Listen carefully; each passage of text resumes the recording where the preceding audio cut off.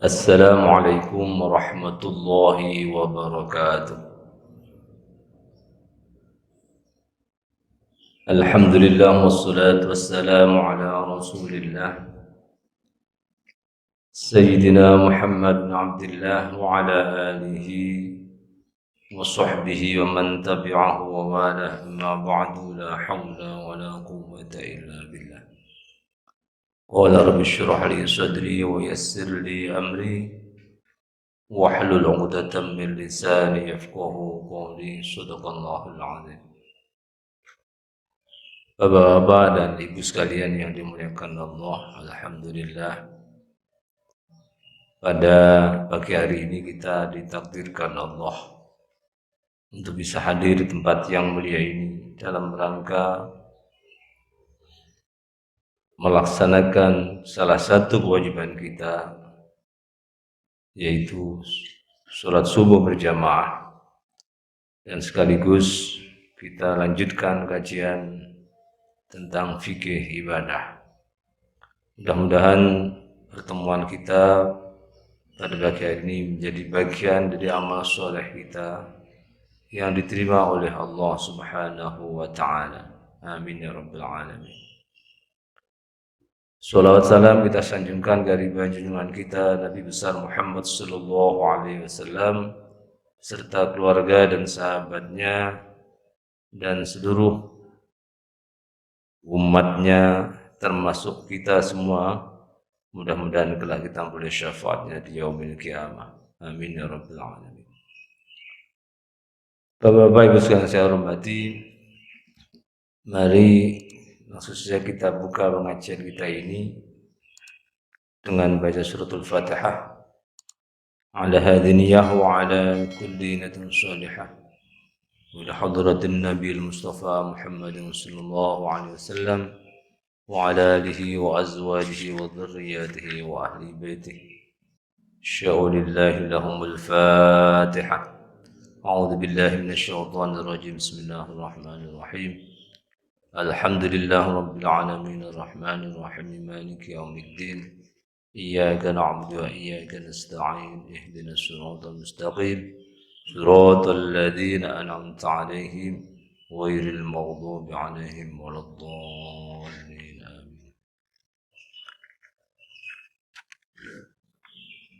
Bulan yang lalu saya absen, saya ada di luar kota, dan kali ini kita bisa lanjutkan kajian kita masih dalam kisaran sholat berjamaah. Bapak yang saya hormati, pada pertemuan yang sebelumnya kita bicara tentang masalah bagaimana orang yang berjamaah itu menjadi makmum yang masbuk. Ya. Ada istilah orang berjamaah itu makmumnya, ada istilah makmum muwafiq dan makmum masbuk. Yang perlu kita tahu, makmum muwafiq itu adalah seorang makmum yang menjumpai imam itu mulai dari awal, dari takbiratul ihram, pasti muwafiq. Sedangkan makmum masbuk adalah makmum yang terdahului, makmum yang tertinggal. Nah, ini ada kalanya masbuknya sampai pada batas di mana rakaat itu dihitung atau tidak dihitung. Walhasil, orang tertinggal sholat itu ada kalanya dia menjumpai imam dalam kondisi di mana imam itu bisa jadi sebelum dia rukuk, atau dia setelah rukuk, atau dia setelah sujud, dan seterusnya.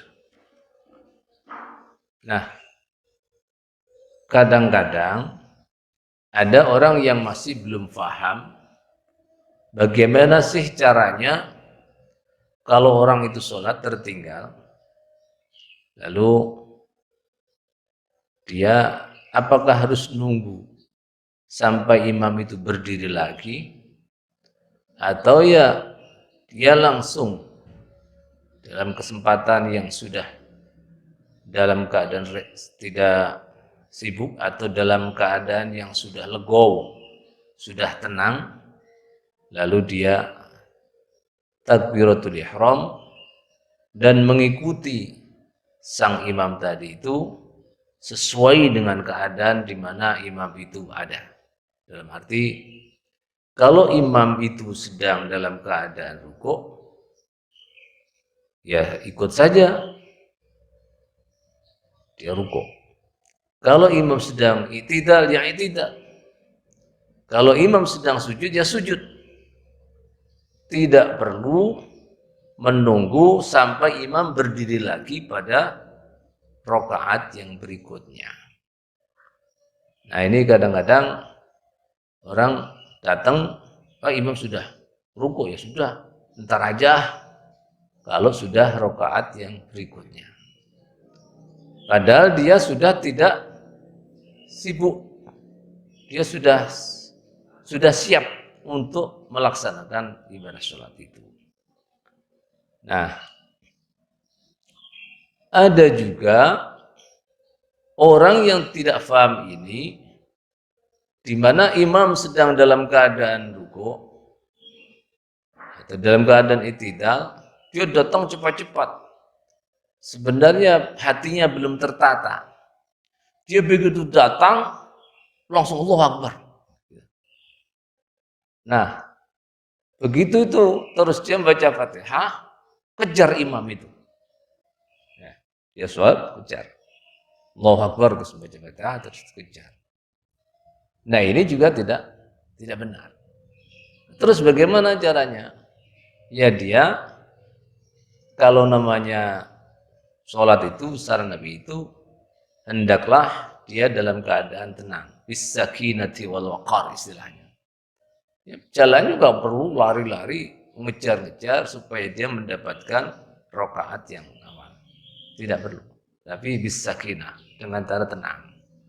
Karena kita akan ibadah, ya, kita mengabdi kepada Allah. Ya, di mana kita mendapatkan imam itu, ya, ketika sholat mendapatkan rukuk, ya ikutlah rukuk. Faman adrokar roka'ah, faqad adrokar roka'ah. Siapa yang mendapati imam dalam keadaan rukuk, maka dia mendapatkan rakaat itu. Artinya apa ini berarti? Berarti kalau kita datang di mana imam masih dalam keadaan rukuk, lalu kita takbiratul ihram, kita lalu rukuk, itu mendapatkan rakaat ketika itu. Jadi misalnya rakaat pertama kita datang imam sedang rukuk, ya sudah kita Allahu Akbar, tidak usah membaca Fatihah. Kalau bisa membaca Bismillahirrahmanirrahim, alhamdulillah. Misalnya hanya Bismillahnya saja dapatnya. Terus dia ikut rukuk. Meskipun dia tidak membaca Fatihah, dia sudah mendapatkan rakaat itu, sudah ditanggung oleh imamnya. Nah, karena apa? Karena dia baru tertinggal dalam sisi gerakannya, baru dia rukun fi'linya baru tertinggal satu, berdirinya aja. Nah, dari rukun yang qaulinya dia tertinggal hanya dalam keadaan Fatihah saja. Jadi kalau masih tertinggal satu rakaat, satu rukun tadi itu, jadi rukun fi'linya, maka dia masih dihitung rakaat itu. Jadi kalau kita menjumpai sang imam itu sedang dalam keadaan rukuk, maka rakaat itu dihitung meskipun dia tidak sempat membaca Fatihah. Gitu. Tapi kalau kita mendapatkan begitu Allah Akbar, imamnya tidak, maka kita tidak mendapatkan rakaat itu karena tidak mendapatkan rukuknya imam. Tidak bisa menyamai atau rukuk bersama dengan rukuknya imam. Gitu, Allahu Akbar, sami Allahu liman hamidah, misalnya begitu. Sang imam. Maka kita sebagai makmumnya jangan kemudian kita kejar ya, kita rukuk kemudian i'tidal. Ya kalau kita di Allahu Akbar langsung i'tidal saja. Nah, begitu. Ini namanya makmum yang masbuk. Ya. Nah, Bapak-bapak sekalian yang saya hormati, Ibu. Nah, bagi orang-orang yang dalam keadaan masbuk tadi itu, dia memang tidak diharuskan untuk membaca Fatihah ketika imam itu telah dalam keadaan ruku. Nah, bagaimana seandainya ada orang sholat, ya, dia menjadi makmum, lalu dia tertinggal tadi itu, ngejar tadi itu maksudnya ya. Ya dengan tidak baca Fatihah terus ruku terus tidak, padahal imam sudah dalam keadaan i'tidal atau bahkan sujud misalnya, maka sholatnya tidak sah. Tidak sah berdasarkan hadis nanti itu. Faman adrakar raka'ah faqad adrakar raka'ah. Ya.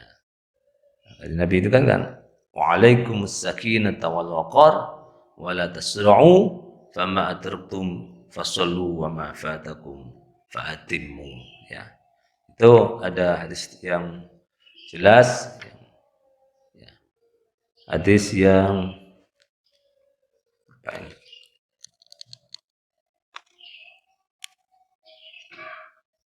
Ya, hadis yang diriwayatkan oleh jamaah ahli hadis kecuali Imam Tirmidzi dari Abu Hurairah. Nah, ini di sini diriwayatkan oleh Imam Ahmad, Imam Bukhari, Imam Muslim, ya, dalam maknanya dari Abi Qatadah. Demikian disebutkan dalam kitab Nailul Awtar. Ya. Kata Rasulullah ya. Gitu. Idza sami'tum bil iqamah famshu ila sholati wa alaikumus sakinata wal waqar wa la tasra'u fama adrakum fasallu wa ma fatakum fa'atim. Kalau kamu sedang mendengar iqamah, dikumandangkan iqamat, maka berjalanlah kamu ke tempat sholat itu dan hendaklah kamu berjalan dengan tenang, dengan santai, jangan tergesa-gesa. Ya. Maka barang siapa yang mendapatkan ya sholat tadi itu fasallu, maka sholatlah. Wa ma fatakum fa'atimmu, dan siapa yang tidak mendapatkannya maka sempurnakan. Artinya berarti kalau orang itu sholatnya mendapatkan di mana imam sedang dalam keadaan apa saja, ruku ataupun sujud, ya sudah, kekurangannya hendaklah disempurnakan. Itu saja.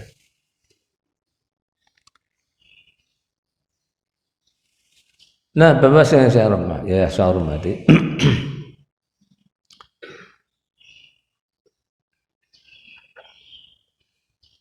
al-mubadaratu lil iqtida' ma'al imam. Ibadarul musalli lil iqtida' bil imam sawa'un akana qa'iman am raki'an am sajidan am nahwu. Ya. Wa hal law ayusalli an-nafilah? Qala al-Malikiyah yahrumu 'ala al-mutakhallif ibtida'u shalah fardhan aw naflan bi jama'atin aw la ba'da iqamati shalah li imamin ratibin. Wa an uqimat tilka shalah bi masjidin wal musalli fi sholati fardhatin aw nafilah bil masjid ar-rahmatih. Fa in khashiya fawati ra'atin ma'al imam qata'a sholatuhu wa dakhala ma'al imam mutlaqan sawa'un kanat nafilah am fardhan wa shalah al-muqamah wa sawa'un aqtara'atun am la wa yaqta'u salatu bi salamin aw munafin lis-shalah ka kalamin wa niyatin ibtal. Nah, bahwa saya hormati orang yang menyegerakan sholat dari badir segera untuk menjadi makmum mengikuti imam, baik itu dalam keadaan berdiri atau ruku atau sujud atau yang sebagainya, maka bab yang dikatakan ini apakah dia itu harus sholat sunat wahallahu ayyusallian nafilah. Nah, kalau sholat itu sudah didirikan, maka seorang makmum yang akan menjalankan ibadah sholat tadi itu menurut kalangan madhab Hanafi, apakah dia boleh melaksanakan sholat sunnah? Kata Hanafi, yahrumu 'alal mutakhallif ibtida'u sholat fardhan aw naflan bi jama'atin aw la ba'da iqamatus sholatil imamin ratib. Jadi tidak boleh ketika seorang imam dalam sebuah masjid itu telah melaksanakan sholat berjamaah, ya, lalu kita datang, kita melaksanakan sholat sunnah, itu kalau menurut mazhab Maliki itu hukumnya haram, nggak boleh. Terus bagaimana? Ya sudah ikut sholat. Terus sholat sunnahnya bagaimana? Tidak usah sholat sunat, ya, karena sholat berjamaah tadi itu, ya, lebih afdal, lebih penting, ya, lebih harus didahulukan dibandingkan dengan sholat sunnah. Kan penting itu sholat, misalnya sholat qobliyah subuh, Ustaz, karena hadis Nabi kan katakan bahwa raka'atain minal fajri khairum minad dunya wa ma fiha. Dalilnya begitu. Bukankah sholat qobliyah subuh, sholat fajar, sunat fajar itu nilainya sama atau lebih baik daripada dunia dan isinya? Maka saya harus sholat itu. Nah, bagaimana itu? Nah, justru kalau sholat sunatnya saja nilainya seperti itu, bagaimana sholat wajibnya? Lebih tinggi lagi nilainya. Makanya kalau bisa, sebisa-bisanya kita datang ke masjid untuk sholat subuh berjamaah itu hendaknya sebelum muadzin itu mengumandangkan azannya, sehingga datang sampai di sini kita sempat untuk sholat qobliyah subuh atau sholat sunat fajar. Bagaimana ketika orang tidak sempat sholat sunat fajar tadi itu? Maka kalau itu tidak menjadi kebiasaannya, dia boleh mengqadha sholat qobliyah tadi itu, ya, bisa. Apa bisa sholat qobliyah, apa sholat sunat rawatib tadi itu diqadha? Bisa. Dan dalilnya mana? Ada dalilnya. Kita tanya dalil. Rasulullah juga pernah sholat, setelah sholat asar beliau sholat. Ketika beliau sholat, selesai sholat, ditegur sahabat atau bertanya sahabat kepada beliau, wahai Rasulullah, apakah setelah sholat asar ada sholat? Maka Rasulullah jawab, tidak ada sholat. Lalu kenapa engkau sholat? Oh, tadi, jadi ketika sholat zuhur saya tadi tidak sempat untuk melaksanakan sholat ba'diyah zuhur. Kenapa? Karena ada tamu yang sedang datang menunggu beliau. Nah, tamunya ini rupanya adalah tamu penting. Dalam riwayat sebagian dikatakan itu adalah Jibril yang datang akan beri wahyu kepada Rasulullah, sehingga Rasulullah setelah selesai sholat zuhur tidak melaksanakan sholat ba'diyah zuhur. Nah, karena itulah maka Rasulullah sholat setelah asar tadi itu sebagai ganti atau mengqadha sholat ba'diyah zuhurnya. Oh begitu. Jadi ini dasar dibolehkannya sholat sunat itu diqadha. Nah, Sholat sunat yang diqadha ini menunjukkan betapa pentingnya atau betapa tinggi nilainya sholat sunnah tadi itu. Maka sholat yang seperti ini oleh para ulama dimasukkan dalam kategori sholat yang muakkadah, sholat sunat yang muakkadah. Jadi sangat dikukuhkan, sangat dikuatkan, ya, tidak sunat biasa, tapi sunat yang muakkadah, termasuk sholat qobliyah zuhur, ba'diyah zuhur, ya, kemudian ba'diyah maghrib, ba'diyah isya, dan qobliyah subuh. Jadi ada 10 rakaat. Ini disebutkan dalam hadis yang siapa orang yang sholat itu maka dia akan dipersilahkan masuk ke dalam surga dari pintu mana saja dia ada. Artinya tinggi nilainya. Makanya kalau kita sholat subuh nggak sempat sholat qobliyah karena imam telah mendirikan sholat atau telah berdiri sholatnya itu, maka kita bisa setelah subuh begini boleh. Yang semestinya kan nggak boleh sholat sunat ba'diyah subuh, tapi kalau untuk qadha boleh. Tadi qadhanya nanti agak siang setelah sholat isyraq, setelah syuruk boleh juga di qadhanya ketika itu. Nah itu perlunya kita ini belajar ilmu sehingga kita tidak menjalankan ibadah tadi itu ya semau-maunya kita. Nah,